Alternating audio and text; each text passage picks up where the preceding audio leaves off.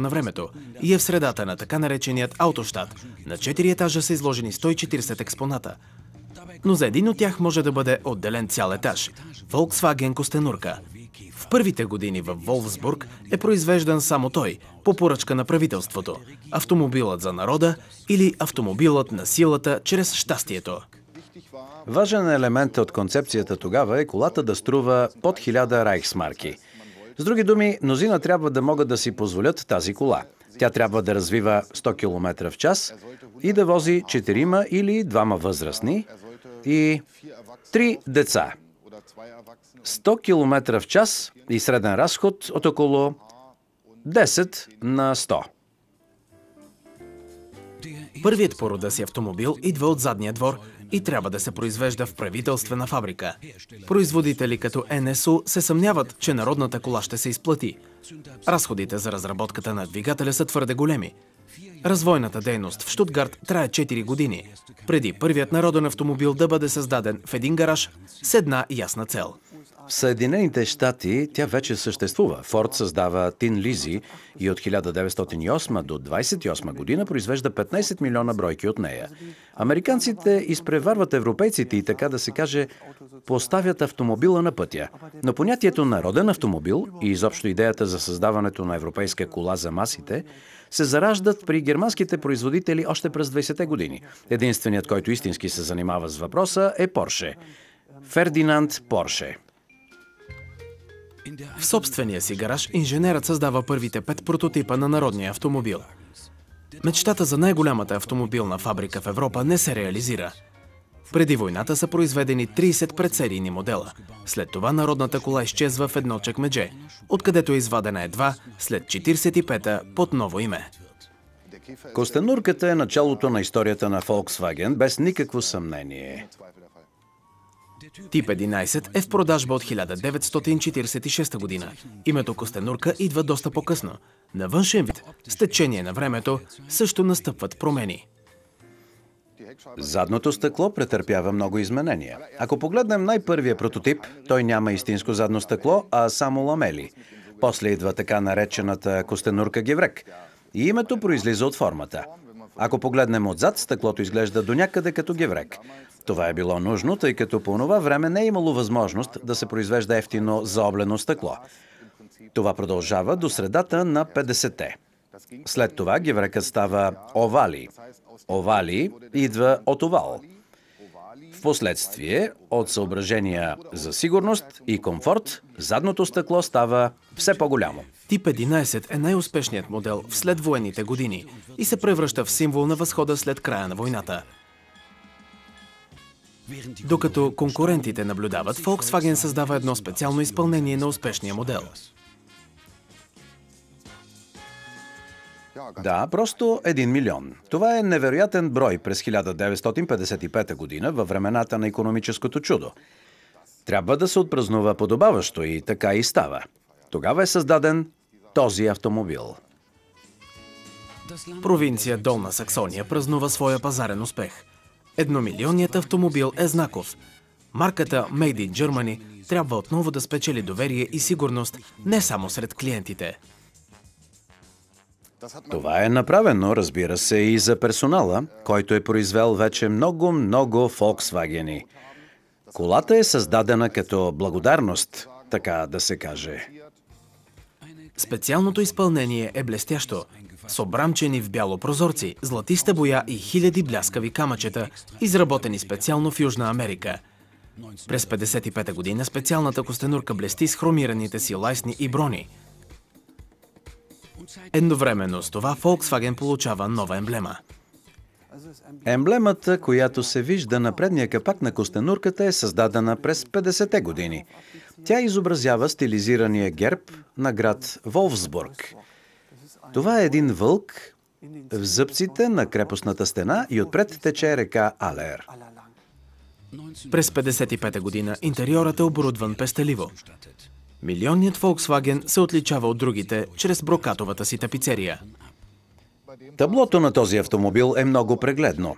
Тук са превключвателите. Имате волан, лост на мигачите, тук са превключвателите за чистачките и светлините. Има и пепелник, както и един съвсем нормален скоростомер. Това, което липсва, е показател за нивото на горивото. Първите модели на костенурката имат един бензинов кран. Тук долу може да се превключи на резерва или да се изключи. И когато след около 300 км колата започне да придърпва, разбираш, че резервоарът е празен, хващаш тук, завърташ и можеш да използваш резервното количество гориво. За да разбереш докъде е пълен резервоара, трябва да слезеш от колата. Тук има една летва, която показва в случая до 50 литра. Принципът е такъв. Отваряш капачката на резервоара, потапяш летвата до дъно, изваждаш и виждаш, че има съвсем малко. Едва през 1961 година идва първият Volkswagen с нивомер за горивото на таблото. Volkswagen се произвежда в такт и се продава по цял свят. В Америка той е бък или битъл, тъй като изглежда като бръмбър. При модела 1200 Volkswagen за първи път използва прякора костенурка. След 26 години производство, легендата на автокултурата получава своето име. Костенурката означава мобилност и емоционалност. Автомобил за широките маси. 21 милиона и 500 хиляди бройки са произведени за период от 60 години. И той просто извежда народа по пътищата. Години на изследване и разработка, години на опит от 7 милиона собственици в целия свят направиха много от качествата на костенурката известни. Но най-важното е, този автомобил върви. И върви. И върви. И върви. И върви. И върви. И върви, и върви, и върви. Така е било преди, така и днес. Има много фенове и клубове, които все още отдават почит, така да се каже, на тази концепция с задно предаване и въздушно охлаждане. Едно цяло поколение израства в сянката на тъй наречената топка за мачкане. В Германия костенурката се превръща във втори автомобил в семейството и в студентска кола. В Америка обаче предстои най-великото й време – на филмова звезда. Изведете ме веднага навън! Внимание, реката! Филмовата поредица Хърби превръща костенурката в обект на обожание през 70-те и феновете не пестят идеите си, дали от дърво, облепен с марки или като обект на изкуството. Костенурката е култ. И през 72-та става най-продаваният автомобил с 15 милиона бройки. Той е екстремно надежден. Разбира се, що се отнася до температурата, концепцията с задно разположения мотор и въздушно охлаждане през зимата има някои недостатъци. Да докараш топлия въздух отпред в купето не е толкова просто. Що се отнася до тракцията, т.е. движението в снега, има екстремни предимства. Костенурката се превръща в малък снежен специалист. Volkswagen рекламира мотора си с въздушно охлаждане със слогана «Въздухът не кипи, въздухът не замръзва». Закръгленият модел има предимство в студените дни пред своите конкуренти с водно охлаждане. Въпреки това, звездата на бестселъра започва да залязва през 70-те години. Никой друг автомобил не е произвеждан толкова пъти.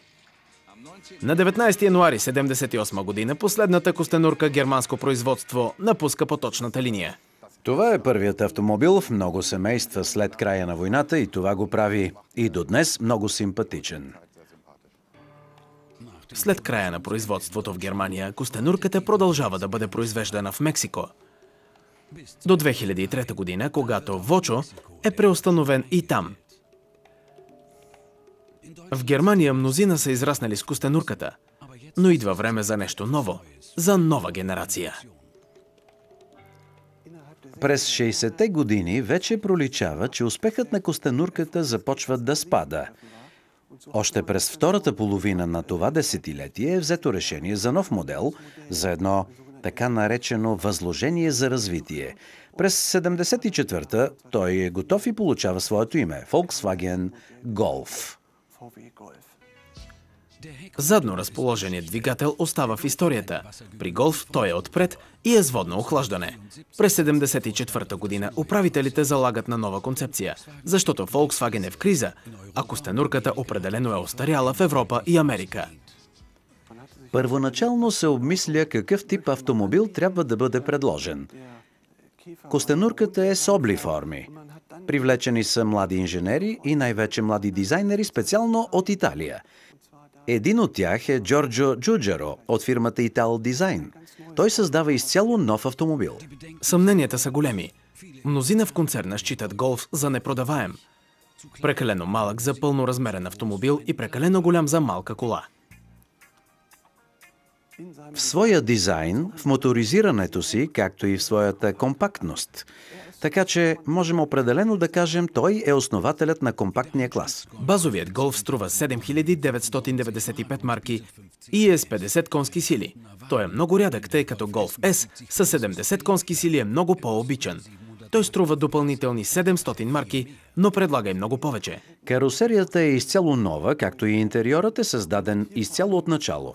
Отвътре е внимавано за неща, като ергономията на седене. Дори хора с големи размери седят много удобно. Значи поставени са нови седалки, арматурното табло е коренно различно, както и тапицерията на вратите. Тук тя е в изпълнение от изкуствена кожа. Който има още пари за харчене, може да поръча за 650 марки специалното изпълнение L с отопляемо задно стъкло, 3-точков автоматичен колан и подглавници. Атмосферата, бързината и поведението по никакъв начин не напомнят за костенурката. Особеното на този автомобил е формата му. Той е рабат, вече не е заоблен като костенурката и е създаден по друга концепция. Той има изцяло стоманена самоносеща карусерия, не като костенурката, където надстройката е заварена върху носеща рама. През 1974 година се предлагат Голф с 50 конски сили и Голф S с 70 конски сили. Особено предимство е, че двигателите са икономични. Със среден разход от 6,4 литра на 100 км, първата генерация е пазарен хит по време на петролната криза. Голф се оказва много важен за фирмата. Той е наследникът на костенурката и по този начин, така да се каже, той се превръща в основата, хляба и маслото за предприятието. Минават 31 месеца до момента, в който Volkswagen произвежда 1 милион Голфа. За костенурката са нужни 10 години за същото. 999 998 999 999 1 милион. 1 милион за 31 месеца. Голф е най-бързият милионер в Европа. Нищо чудно за този автомобил. Голф – компактната кола от Volkswagen.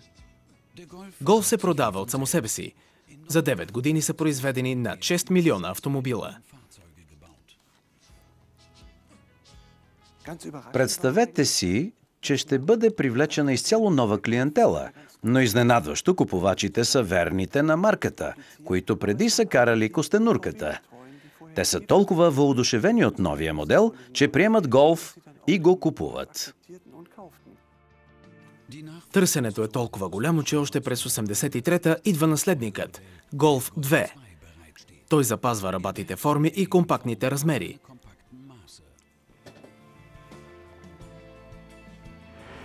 Който предпочита по-спортното каране, взима GTI. Най-бързият Голф се предлага от 1976 година. Планирани са само 5000 бройки, но още в първата година са поръчани 50 000. Компактният автомобил става лайфстайл обект.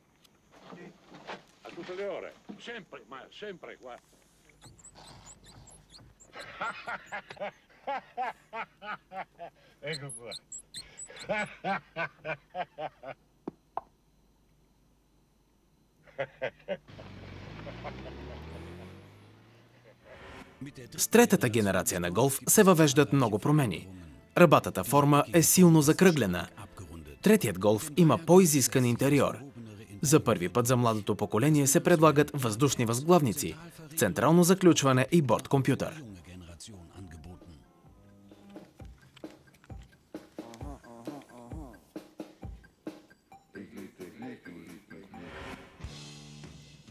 През 2002 година Голф окончателно излиза от сянката на костенурката. С над 21,5 милиона продадени бройки, компактният модел задминава своя предшественик.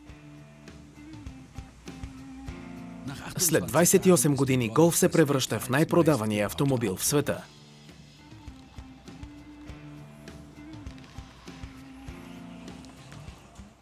Голф или генерацията Голф, както се казва, се произвежда от 1974 и от 30 години той е исторически автомобил, т.е. това тук е исторически Volkswagen. И около Голф от първата генерация се образува една общност от фенове, която продължава да почита автомобила и предприема излети с олдтаймъри. Местността Райфниц на Вьортерзе е мека за феновете на Volkswagen от цял свят. Тук в Австрия се отдава почит на Голф от 1981 година. Първоначално поканата приемат 160 фена с 72 коли. Днес фестивалът привлича годишно над 120 000 посетители в общината с 10 000 жители. Тук може да се показва всичко, което се харесва. От 2007 година и Volkswagen участва на място, за да подгрява добре феновете. Между другото и с най-мощния Голф на всички времена – W12 650. Идеята беше да изненадаме истински нашите фенове с един супер Голф. Тъй като навярно знаете, че на Вьортерзе има един издялан от камък Голф. И ние искахме да покажем модел, създаден професионално. Така стигнахме до идеята да направим един супер мощен Голф.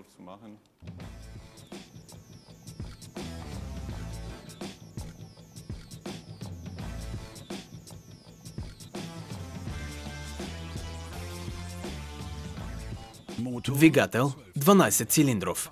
Максимална скорост 325 км в час. От 0 до 100 3,7 секунди. Свръх Голфът е екстремен и въпреки, че е единичен екземпляр, е годен за шофиране и с неограничена мощност. Тези, които са карали колата, включително и аз, са впечатлени от нея, тъй като мощността и двигателят се усещат директно. Моторът е точно зад гърба ти и чуваш не само звуците от изгорелите газове, които обикновено се чуват в една кола, но и директно усещаш мощността на мотора. 6-литровият битурбо Голф тежи солидните 1700 кг. Но това не е достатъчно да остане на пътя. При скорости над 300 км в час, свръхголфът има нужда от много притискане. Въпреки това няма и следа от голям спойлер отзад. На покрива имаме интегриран дифузьор, който притиска автомобила към пътя при висока скорост. Без това да е видно отвън, той е интегриран в покрива. Това трябваше да бъде поставено в колата. W12 650 няма да влезе в серийно производство. Той остава единичен екземпляр и има сигурно място в музея, като компактен култов спортист.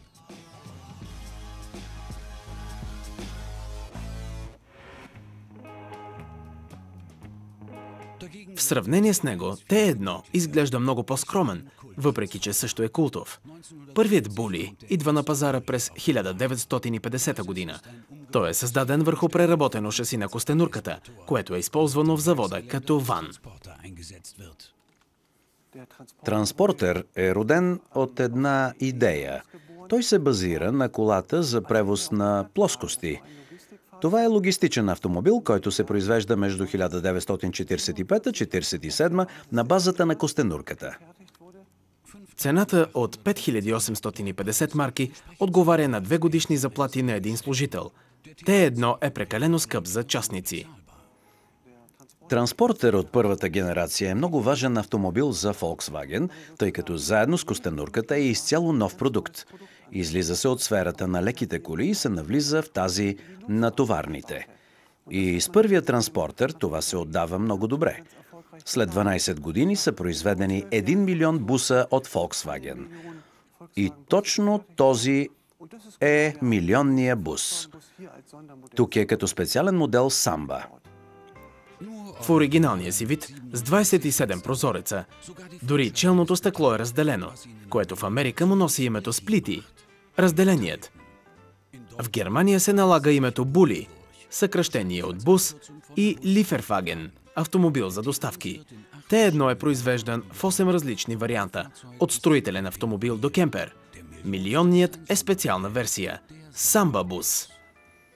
Самба бус идва от многото прозорци. Той често е използван като шатъл на летищата, поддържайки едно ваканционно усещане. Така, през 50-те години той получава името си от танца самба.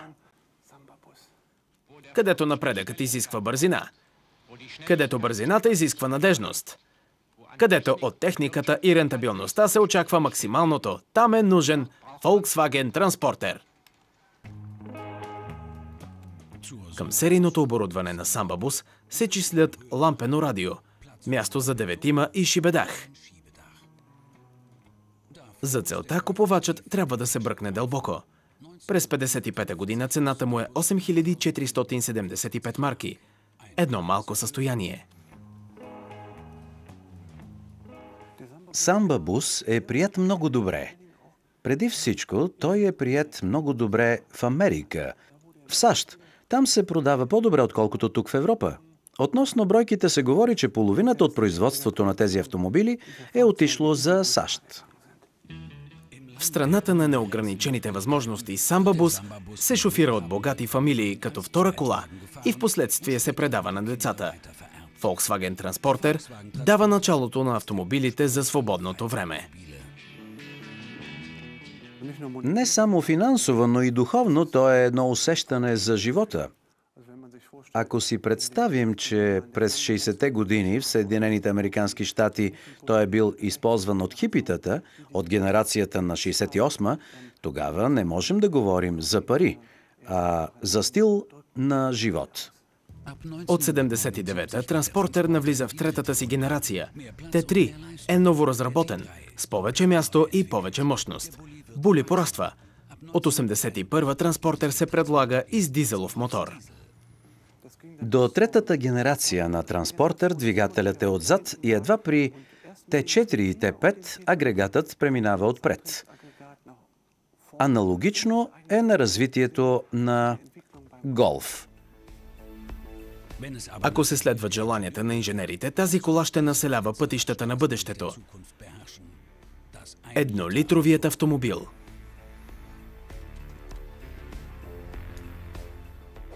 Двигателят на еднолитровия автомобил е в задната част. Тук виждаме акумулатора и пред акумулатора, капсулован по акустични съображения, е едноцилиндровият дизелов мотор. Той е с обем 299 кубически сантиметра и има директно впръскване.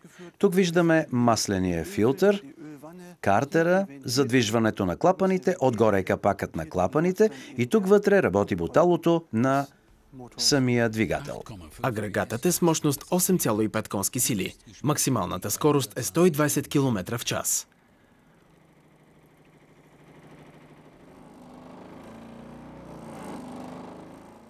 На тестово изпитание през 2002 икономичният модел достига среден разход под 1 литър на 100 км.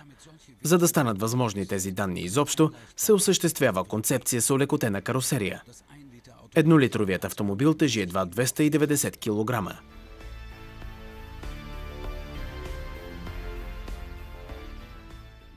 Еднолитровият автомобил, който имаме тук в музея, е много скъпа кола, тъй като е изработен от скъпи материали.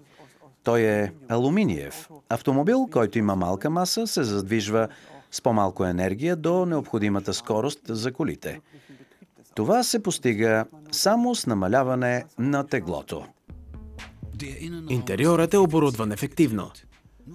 Вградено е само най-необходимото – волан, лостна автоматика, климатик и малък бордови компютър.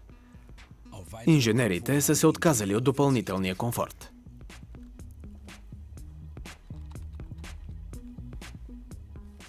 Коя е целевата група за един такъв автомобил? Това още не е ясно, в разработка е.